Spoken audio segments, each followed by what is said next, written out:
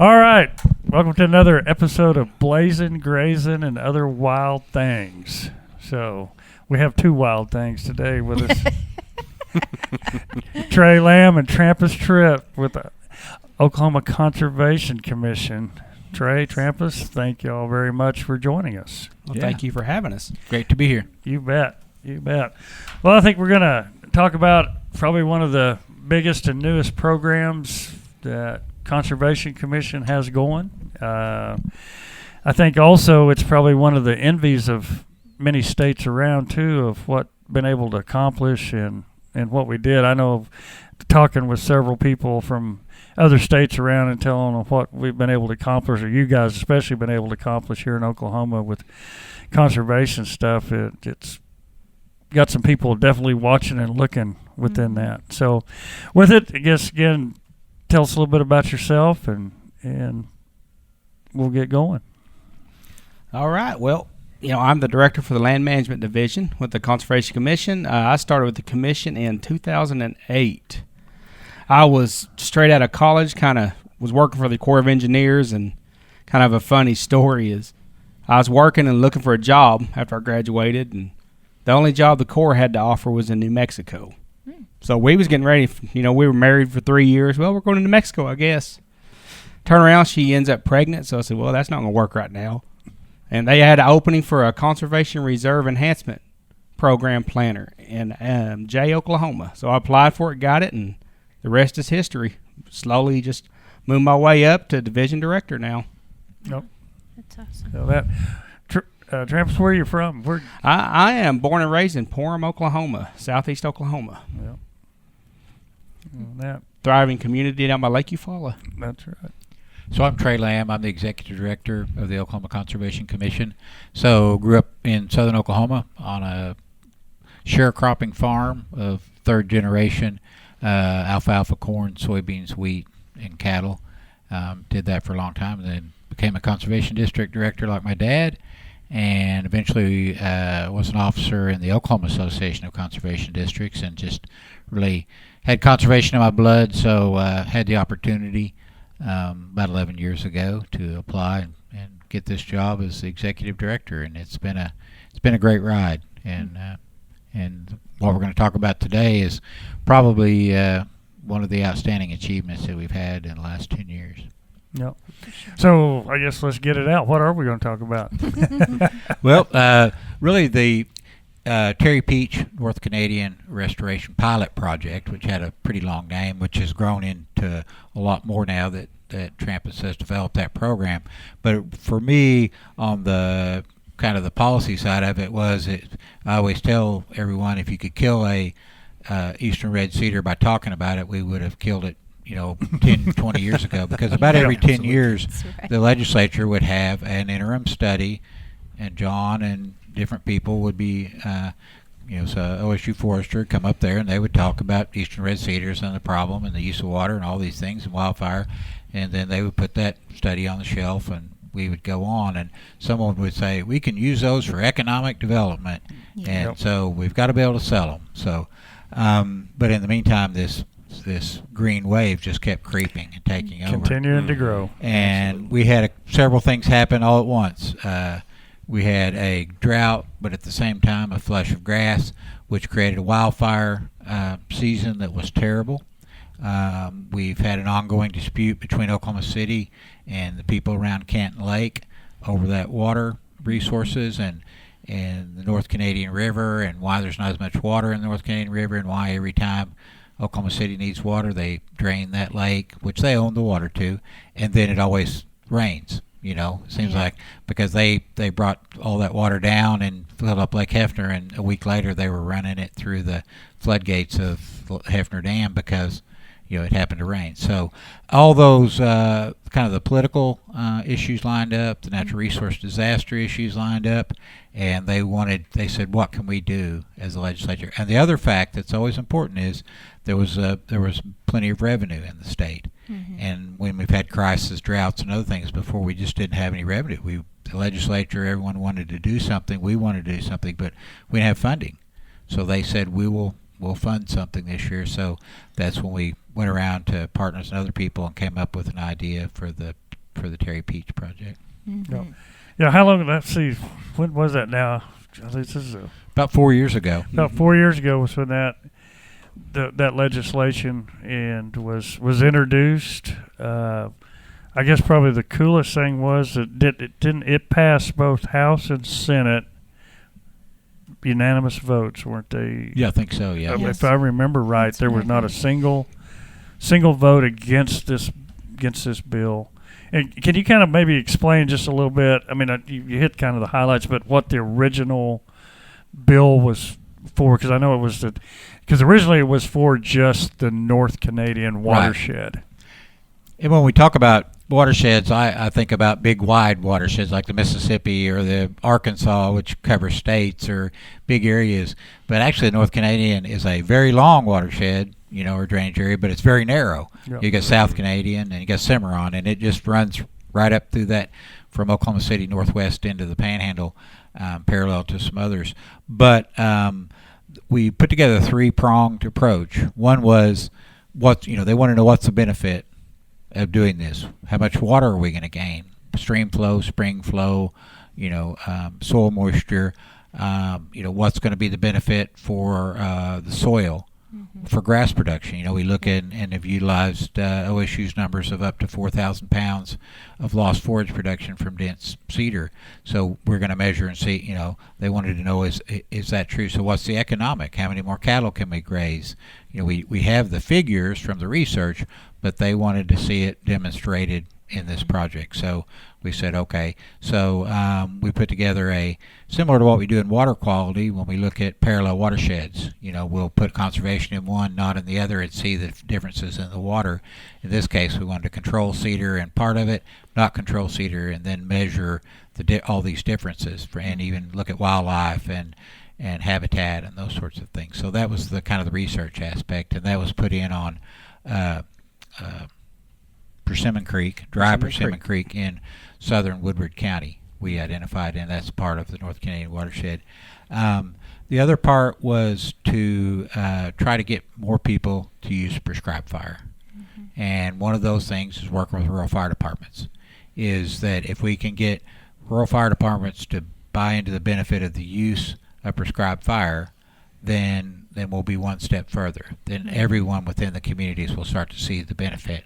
So that was a training program which brought together OSU and our agency and do a training for those rural firefighters and prescribed burn associations. And then the final was to try to create some brush-free zones around some of these rural communities, public infrastructure, and even housing additions that are out in the rural areas, but that are up next to these cedar forests. Yeah, I mean it's such a great program. I mean, it's a program that should have been done years ago. Like you said, every so often we always get these interim cedar studies, and we want to do something, and finally we did something. Yeah. And it got it going with that, and it's just great to see that. It was, like you said, it was the perfect time to get things done, and definitely from the drought, the recent wildfires, all that publicity and everything going on, and that's where you see such support that you got from the legislature when they passed it. Even putting some, a lot of times too, legislatures will pass stuff, but then they don't put money in it to fund it, and that's the thing, to get it out on the ground. But this one they did, and got it going. And so they funded it the first year just for the Terry Peach, and then we got it going and started to show some results, and so they expanded that out into the South Canadian and the Cimarron, and then more one-time funding so that we could go on out into the Ouachita and the Salt Fork. Right. So we've spread. We're trying this year to get enough to get the rest of the state, but so we've taken a pretty big chunk out of the state where the program's available. Yeah, it's definitely been shown as a very proactive program, and it's showing that it works. And it's definitely, that's something you rarely see is from an act or from a piece of legislation, that it grows year after year. The next year and the next year, it's continued to grow, and receiving funding and getting that stuff going. It's just huge. Yeah. Will you talk a little bit about working with the fire departments and what that entails with your trainings? Yeah, that is a big component of it. Because I've been a fireman now for 23 years, and we've always had the approach of be proactive instead of reactive to the fire. You do have a fire burning, wait 30 minutes. What's going to happen? 9 times out of 10, nothing. It's going to grow a little bit. We always had the saying, all you're doing is killing ticks and snakes out there. Might as well go ahead and kill them. Don't put it out. So we're trying to get these fire departments to get in that mindset of just because there's a fire, we don't have to rush out there and put it out. Let's see if we can improve our landscape, reduce the wildfire risk, and keep that fire contained all with one swing of a bat. And fire departments have been real receptive. I get calls on the weekly from them. Hey, do y'all have any recommendations for this, or can you come out and look at something with us? Yeah. So they're taking it to heart. They're actually putting those practices on the ground, and they're helping landowners and PBAs complete burns around the state. That's awesome. So we started fighting fire with fire workshops, one-day workshops that we put together, and tried to, talk, have a classroom setting portion at first, and then try, if weather was conducive, go out and burn. We've been able to do that. About half of them, I guess. About half of them, we've been able to go out and actually burn, and get drip torches in people's hands and do that. But like Trampas said, it has been them meetings have been great. How many have we done now? We've done right at 7 of them. 7 of them around the state. And we have requests. I have about 6 or 7 requests set now for other areas wanting to have them. Well, you had one in Ada recently. How many did you have down there? We had one in Ada recently. That's probably our biggest class. We had right at 100 attendees in it. 25 fire departments. Even had some fire departments out of Kansas come down to get that training on the prescribed fire aspect. Yeah. And we do have an incentive for them and the Prescribed Burn Association. Correct. We do have incentives. We do offer a grant to those attending for coming, listening to what we're talking about, helping with the burn, and trying to get them in that. And the big goal is to get them connected with those local PBAs so they can work together. Yeah. Because I was really surprised of the amount of these fire departments that never heard of a PBA, didn't know what they done, didn't know who they are. And now we have these guys out there sharing resources. During the wildfires last year, PBAs were calling saying, hey, do these fire departments need help? We'll come up there. And did that happen before these classes? I don't know. But it seems like there's more of a brotherhood going on with these people when it comes to fire. That's awesome. I started here in 2015 and very quickly was introduced to doing lots of wildfire recovery meetings. And so it was, and it's interesting because a lot of times you'll have fire chiefs at those meetings and some of the emergency manager folks from towns and stuff that'll come. But there wasn't, it's like a one-day thing. We're talking about what you do after the wildfire, and there's not a whole lot at those meetings that's about, well, what can we do before? And so this is a really cool program. It is, and to go back what Trey talked about on our brush-free zones, right now we have 14 technicians kind of spread around that their primary focus, they have all the tools they need to talk with emergency managers and focus on these areas of kind of high alert where these hot zones are, so they can go in there and remove those volatile woodies, clear it out, give access to the fire departments. And that's been really big because we're getting a lot of requests, especially after here recently. We've had a crew up there at Beaver doing some work up on the northeastern part of that city. And one of the first places we worked was on the southwest side of Woodward, which didn't happen to be where this most recent fire was, but there's a large fertilizer plant there. Oh, yeah. So the idea, you get a strong south wind, and it was surrounded by cedars. If it got in that plant, it's going to blow right on through. And so... and we'll go over on the neighboring land, and a lot of times it's not even on your own land. Your neighbor, or you'll have a housing development or a neighborhood, and then an absentee landowner or someone that's elderly that's not really managing it won't have taken care of the land. We'll go to them and say, look, we'll come in for free, and we'll cut this however wide a fire break we need according to what the experts think, and then we'll mulch it. And we can leave the hardwoods and still go in there. And not only does it provide a fire break, but it also provides a way of access for firefighters, because in a lot of cases you just can't get in there. I mean, you might want to get in there and fight, but you've got to go in the yards of the people and fight it over their fence, but now you can get between the fire and the fence and try to do so, or you can get a dozer in there and you're not having to clear out all that cedar as you go. Yeah, it's probably, I mean, it's almost immeasurable, the amount of what you guys have been able to prevent with what you're doing. You know, we had that tower here right off of 51, the KOSU tower, which is also the tower that is used for emergency situations, right? And there was cedar trees that were growing up fairly close to it, and there was a propane tank right there. And, you know, you guys went in there and you mulched the trees? We did. We mulched around it, created that safe zone around it. Kind of a similar story outside of Watonga. We had the same thing. Yeah. The big propane tanks for fill, where the trucks fill up at, was surrounded by cedar trees for 45 to 75 foot thick around it. Wow. We were able to go in there and clear that area out and give it that mitigation zone. Yeah. And it's surprising to see the areas that are like that around the state that these guys are chipping away at.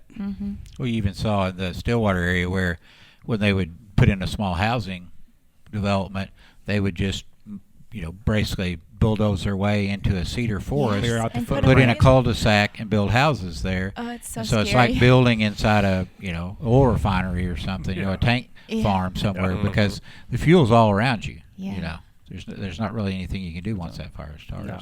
Yeah. And all this is great because all this has been funded through that Terry Peach program. Absolutely. Within that, That was the and groundwork. Without that, none of this has been able to happen. And doing that and hiring 14. Yeah, we've been able to hire 14 of those land management technicians out there putting the work on the ground. Yeah. And so you've got them all the way from We've got those Pontotoc guys County, scattered from Okemah. Freedom over to Okmulgee, down to Sulphur. Yep. And then they're all outfitted too. You've got They're trucks, outfitted. trailers, Skid steers. Their skid steer, their mulchers, their Marshall saws, the rake grapples, the shears. Have you got the tiller or the front implement? Yeah, they have the dozer blade to assist the PBAs with any fire break needs they may have. Yeah. We've got some of your, you guys are helping with some of our cedar rodeos that are coming up this spring. We are. Yep. Show all of the different ways you can control cedar You got trees. to get that out. Yeah, we got the one up by Freedom and Yep. and another in Grant County And and Grant Kay County. County. Okay. Mm-hmm. Yep, within that. But that's been huge. We also started working too. We did a fire plan writing or workshop with your new guys to help them, get more familiar and work more with prescribed fire. That's been We did, because that was another big component of it, is we want to get prescribed fire out in the positive light for people so they can see it, the benefits of it, and want to use it. So we had our technicians, we had our conservation planners all attend this training, and that's because we do offer the cost share program for prescribed fire, the $20 an acre for landowners to burn their properties. And the demand for burn plans right now is exceeding our capabilities to write them. Wow. So that's a good thing. Yeah. Now, some of the guys running our writing them won't agree, but because in Oklahoma you do have several sources. You have our state cost share program that you can get prescribed fire assistance. You have the Terry Peach Project. Wildlife has a program where they'll pay. So there are a lot of different resources for any landowner that wants to put prescribed fire on the ground. Yeah, there is. It's definitely a good time to be thinking about burning here in Oklahoma. There's some great cost share and a lot of different avenues to get it. If you don't fit into one program, you definitely will fit into another one for sure. A lot of it's just education and cultural acceptance too, because we notice that right here during wildfire season, when we've had such a devastating fire in the Panhandle of Beaver County and other places around the state, the next day, if fire conditions are right, there are prescribed fires going on the next day. Yes. And we saw them today. We saw them. I was going through the Arbuckles yesterday, and they had one. So there are good times. It's not just a burn ban from when you have a first fire till we get full green up. There are times all through there where we need to be burning because you can reduce that fire load. That's right.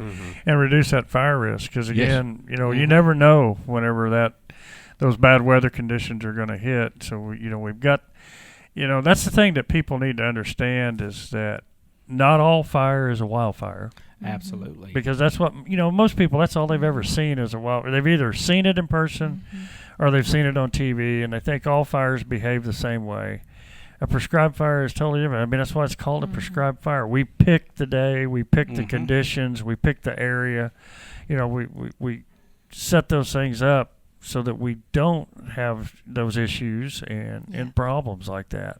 And it's not going to be a raging inferno that we can't control. That's what we're not out there to do that and educating that.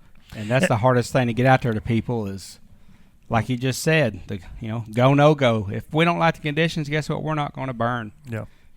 And I think that's another thing, too, we can, to let people know, too. There is also a difference between a prescribed burn and a controlled burn, right? There is, absolutely. The media is the worst on that. I mean, I don't know how many times I listen the news, to the control burn. A control burn got away, a control burn got away. It but was just it's somebody burning a brush pile or a trash can or, there's a guy my age out there by himself trying to burn off 100 acres. That's not a prescribed fire. Yeah. That's a supposedly controlled burn. Yeah. But you don't have the plan, you don't have the people, you don't have the equipment, you don't have the conditions. Yep. So you're doing everything possible out of control, except for the fact that you it's decided called to light it Yeah. yourself. The only thing that's controlled is that you made the controlled decision to light it. Yeah. But if the Absolutely. conditions aren't right, you're out of control. Yeah. And that's what I always tell everybody, that, a controlled burn is just people burning debris, junk, and piles, and that is not prescribed burning. And we've got to get that better education out. And that goes back to, Trampas. In our programs, we work with our Fighting Fire with Fire. We get a lot of that from the fire departments that have attended. They think about that. But that's what has been really good about those meetings. We've had, I don't know if you've kept total count of how many different fire departments we've actually interacted with at those meetings. I have the numbers, and it's really impressive. It's over the 100 mark. Of different fire departments. And even with that, we've had some fire departments come together and form PBAs out of that one training. Yeah. That's awesome. Yeah, we've had, big numbers. Like I said, we had that one at Ada and the one at Freedom were probably two of the largest ones with over 100 people there. Yeah, that Freedom one was big from what you guys said, wasn't yeah. it? Freedom one was very big. But Ada topped it. Yeah, Ada did top it. It was really good. We ran out of room. We were bringing tables and chairs in and just stacking on the walls. Yeah, but what's really been great about those meetings though is years ago you would get more confrontational with a lot of some of those fire departments about fire and that, and it's not been that way at all. Everybody's very receptive to what's going on and doing that. It's just been really good, and I think people are really realizing it now that, hey, we need all this, and we need to control cedars. We need to everything that we can do. If we can cut them down, burn them down, do that, it's going to make everybody's life safer. It's going to make everybody's life easier. Yeah, I don't think that people understand the risk that cedars, cause from wildfires, but also just the amount of water that they use, the resources, the grass that they're shading out. You can't graze those. The impact on wildlife. The number of covey of quail. ODWC and OSU. Over 5,000 coveys of quail are lost a year to the growth of cedar trees. And it's not a good habitat for deer. They've got to graze and browse and do those kind of things. So. You heard that. You heard that first, right? Not good habitat for deer. Well, and I also think too with turkeys in that part of the world. I mean, it not only the cedars themselves. I mean, you're not going to see birds. Yeah. Eventually, they're going to stop roosting in those areas. But especially, you do get a wildfire, which is going to happen. Those cedars kill all the cottonwoods and other trees that were in the drainages. Well, suddenly, it's not just that they might not like to roost there. They can't because the trees are dead. And then who knows when. It's going to be decades before you possibly even replace them. I don't know how many success stories we've seen and heard from people talking about, they've used to have turkeys on a property. They come in and cleared cedars out from under a lot of the old roost trees. And within a few weeks. Turkeys Rios will cover a ton of ground. So, you can never guarantee, but a lot of the time they'll be back. They're right back. We heard that a lot with our study plots in Woodward County. We removed the cedars. all of a sudden, hey, these deer are coming in. Where do these turkeys come from? There's some quail. And they're like, well, yeah, they had nothing here. Mm-hmm. Yeah. So, and we're starting to see the scientific findings come back too, because we're a data collection agency, and so the academic research from OSU had shown, this 40,000 gallons per acre is what you could put back in the soil if you remove these mature cedars. And so we put soil moisture probes down in the ground in dense cedar forest for check plots, in areas that Trampas had mulched, and then in areas where Trampas had mulched it and then reseeded it, and then also in just open native range there in parts of the pasture that didn't have any cedars. And so in the dense cedar, it was below 10% moisture in the soil. I mean, it was just basically dry. Yeah. And then out in the pasture, it could be close to, in the native range, 20%. Well, we started to see in the mulched areas that it was back up to that 20%. So, and when you run the calculations, it comes up to about 40 to 50,000 gallons. So if you look at Oklahoma with 15 million acres, because I think one of the last numbers we did was 4 or 5 years ago, but you had the 300,000 per acre, or 300,000 growth per year, we're up to about 15 million acres. So that's enough water to fill up Lake Hefner, Canton Lake, Altus Lugert, and Lake Murray, or to fill up a lake the size of Grand Lake of the Cherokees. Wow. And so if you go on ChatGPT and say, what would it cost to build another Grand Lake of the Cherokees, its answer is it's almost incalculable. It's in the hundreds of millions to $1 trillion to build another lake the size. So we want water resources in Oklahoma. We're always talking about lake levels and drinking water or water for industry. The best way is to get the water back in the soil, get the streams and springs flowing again, get the lakes full again that we have, and utilize what we have rather than just let these cedars suck it up. And at the same time, you've got the wildfire, but you've also got the pollen problem. Yeah.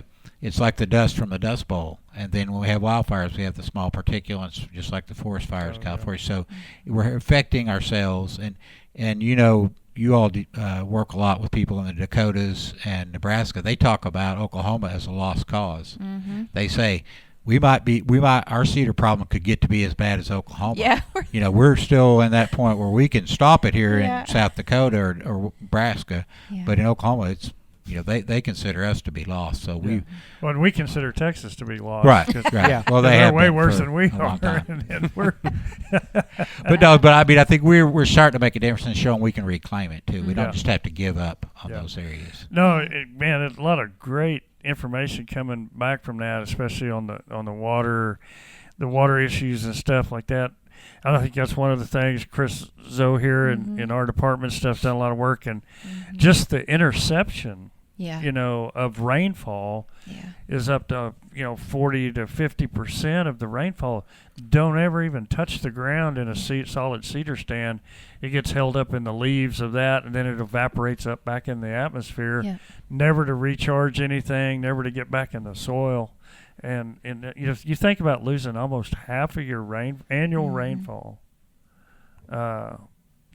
That's huge, especially and then with them being year-round evergreens. They're sucking water, using water year-round. Not just in the growing season. Yeah. On his watersheds, here by Stillwater, he saw when they went and cut those trees. He saw improvements in both the soil water storage as well as the runoff. And, we oftentimes think, we want to reduce runoff. But, of course, we do want runoff, too, because we want that runoff for our ponds and our streams and everything. What was really interesting about that research was that they had improved runoff and it was cleaner. It had less sediment in it. And so not only was the quantity increased, but the quality of that water was much higher coming off of the restored that had gone back to grassland. So, really cool stuff that we can get when we manage these trees. And because under those cedars, and they found, because they had to crawl under them out there to try to put their probes in the ground. It was rough. Oh, my. But it's just bare ground. It was bare ground. It's not like they're growing in a grass, and they're just trees out there growing. There's nothing there's better nothing under than them. a solid stand of cedars in August in Oklahoma. We were out in July. And we were July work too. July work too. We were bear crawling. Made it all the way through one transect, and one of our staff members out there couldn't find their phone, so I had to go back through. Oh no! It was terrible.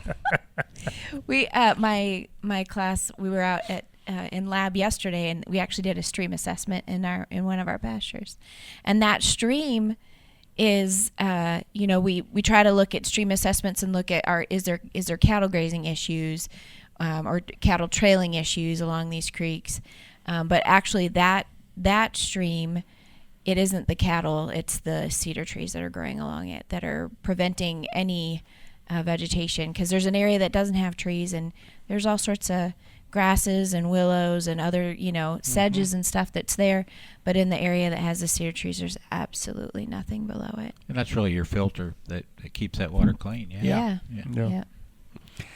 Yeah, again, they show, like you said, with their study just showing that the sediment loads in those solid stands of cedar, erosion's higher within all that. Because, again, you spend all that time crawling underneath all those cedar. How much stuff did you see growing underneath the cedar trees? There's nothing but cedar needles that fell. I mean, it's... Yep. And your research on human health on ticks that OSU's done, because they create that environment that around the tree that stays warmer and protects the ticks all winter, so that they don't, we don't have that die off in winter, so they're going to be right back there. Well, also mosquitoes for West Nile. So there's just nothing good to say about them. you hate to be that way, but there's not a whole lot of good. No, there's not. Not a lot of good to say. And about. I think people they're blind to them when they drive, or they're out in the countryside. They don't think about it. About how bad it is, and that it's continuing to grow. It's not like we've got a problem. Let's say it's getting worse every year, and it's not going to stop. It's and it's going to continue to move into areas it wasn't, and then the research on density shows that the worst is east of Oklahoma City, because we think about wildfires and cedars west for some reason. I don't know why, but from that line from Ada through from Shawnee over to Midwest City and then up to Stillwater. That's the densest cedar concentration in the whole state. If we ever got the right conditions, north to south or south to north, and it blew through there, I mean, the fuel, but then you also think about the concentration of populations in those areas. All those areas, and it's much denser than out west, too. Yeah, it's scary. It really is. It's very scary. And I think we need to recognize that, and I think our public officials do now. I mean, it is interesting to see that it is the talk of the legislature, because we've seen, I tell the little anecdote, I was in a committee hearing and they were debating some issue that didn't have to do with us, but it had a small price tag on it, and the opposition said, well, if you didn't spend this money on this program, you could save that money and spend it on cedar control.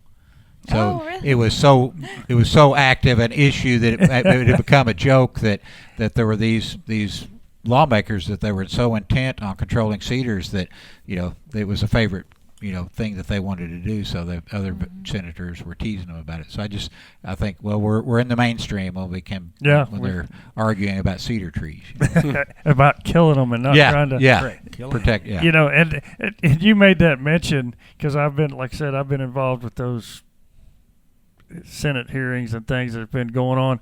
This was actually the first time I think we ever made it through one of those where somebody didn't come up and say, oh, you can make money off of cedars. And people have done that in the past, and it just totally derails the whole idea.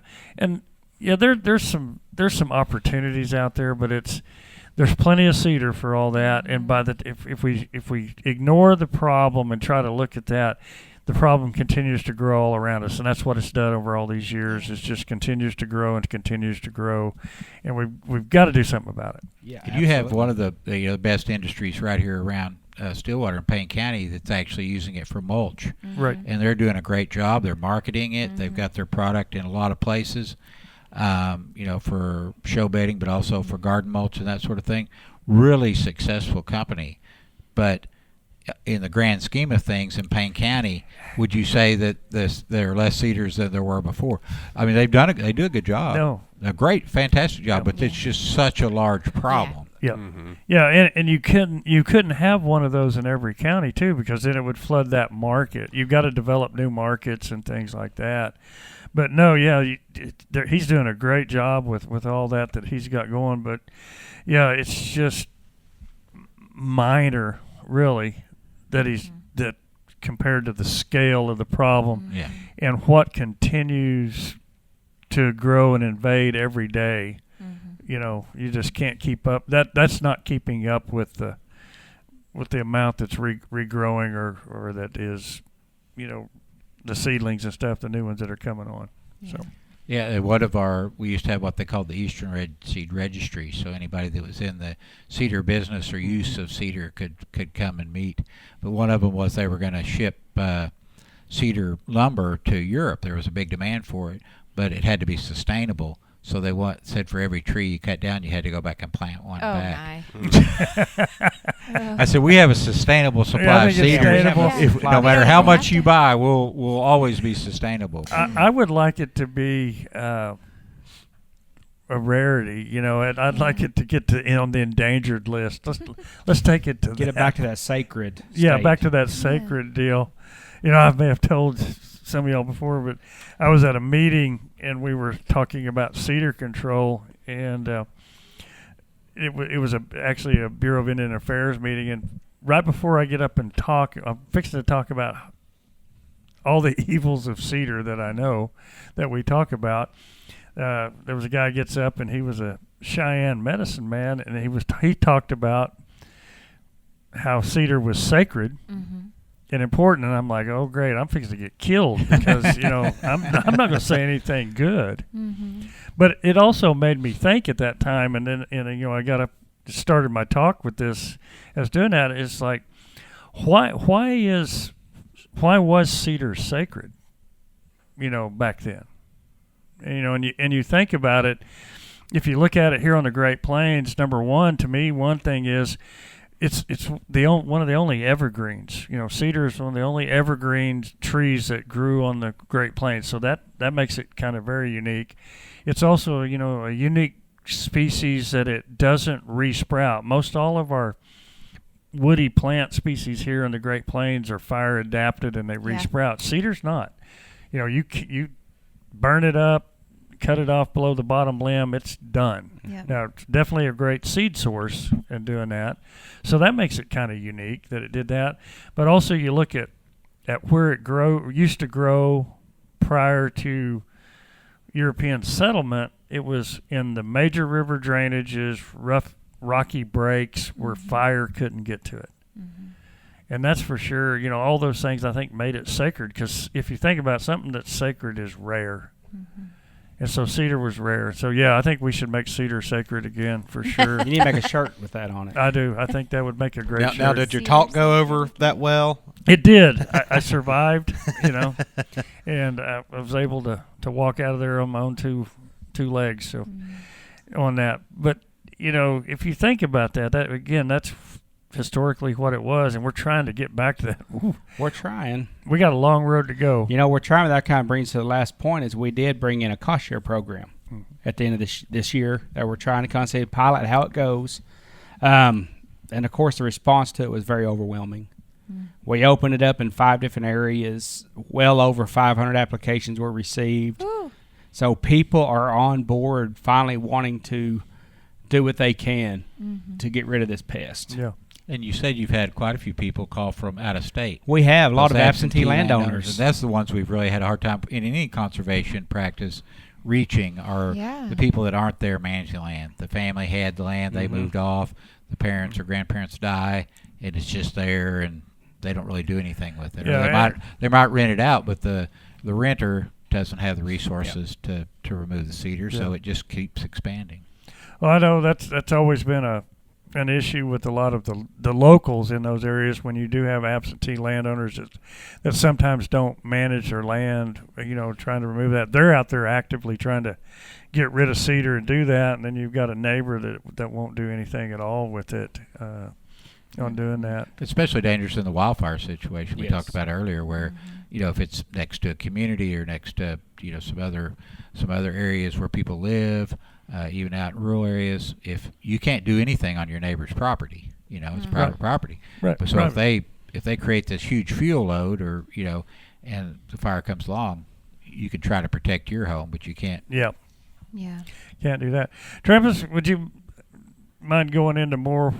I know you probably got money tied up with all that, but where could people go to get that information? What all's included on the cost share program and stuff that y'all For the developed? Okay, yeah, the cost share program is currently, we're not taking applications right now. We're working on possible FY27 funding, but the local conservation district is your first step to go to. We work in conjunction with them. They're more than happy to assist people, take applications, shoot those to our division. We review them, send them out to the planners, rank them out, and try to get those higher ranking applications funded. Yeah. So what would be a higher ranking application? It's all based, we originally started off saying, all right, we're going to fund everything over this. We set a score to them, kind of based on how many acres they are, densities, method of removal. We have all these different factors, management style, that go into their ranking scores. So like this year, for this program here, we didn't even crack below 90 on ranking scores. That's how many we had that were in that 100 down to 85. Just Wow. it's amazing the amount of people that pretty much is tired of these cedars. And so this program is cost share with mechanical, Chemical. prescribed fire. Well, the prescribed fire is a different component of it. Okay. It is a different component of it. And actually, because we push fire, so we try to keep those separate. This cost share program for removal is just in certain areas. The fire is statewide. Okay. So we didn't want to go with what I call a shotgun approach all across the entire work area with a few acres here and there. So we looked at areas that were critical. One that had been identified was from Beckham County down to out to Slugert, on a lot of salt cedar and eastern red cedar, both along the North Fork of the Red. For resources, you've got water well irrigation in Beckham County, and then you've got the lake at Alta Slugert, and so we want to try to get more water flowing down there. Another is dealing with salt cedar in the Panhandle. So we targeted a specific area because we really haven't worked enough on salt cedar. We don't feel like, and then the Payne County area, Payne, Logan, Lincoln, Pawnee, because of the concentration and density. The wildfire threat. Another is the Eufaula area around the lake there, and then the Blue River, because there are other entities working in the Blue River, and so we can gain an economy of scale down there in the same way. And also you've got Ada on one end and you've got Durant on the other, and it is a very important water source for the state. So and what we want to do is be able to show impact, and also to funders, policymakers, everybody, even citizens, that if you really get in there and tackle the cedars, then you're going to see visual and things that you can also measure impacts on that local community. Yeah. And then with the cedar technicians, what are they working on specifically? They're specifically working on those mitigation zones around the communities, populated areas, infrastructure. Okay. And we've had two of them at times working here around Stillwater. We're doing a demo project right now on 19th Street by the fire department, trying to create those breaks. Okay. And the requests are coming in every day because more people are finding out. Emergency managers are working with them hand in hand. Yeah. And that's one of the things is it's kind of like a lot of other conservation. You've got to show people. When we started out in Woodward, we'd go up to somebody and say, we want to come in and put a fire break in. No, we're not going to. We might have to mow that, or we might have to spray it, or we might have to maintain it. And we're not going to do that. Well, then we did a section on their neighbor, and they're like, wow, that looks really good, and the grass is coming back, and look at how much better my property looks after doing that and how much more valuable it is. Yeah, then they come back and, I want you to do that. Now, we're not doing the whole 80 acres or 100 acres, or we're just doing the fire break. But the idea is if they see the benefit of that, they're going to say, all right, well, maybe I'll do a little more every year and clean up my whole place. Yep. Yeah. Doing that. Had quite a few communities contact you, haven't you, Trey? We have. The communities are reaching out.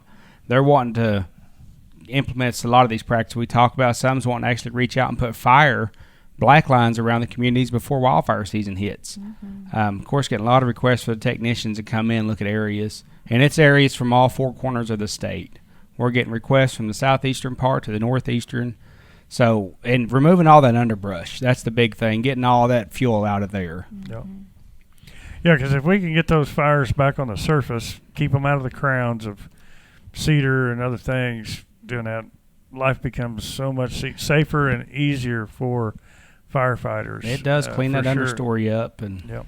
Yeah, I imagine that the fire departments are pretty excited about having areas that they can actually defend the towns.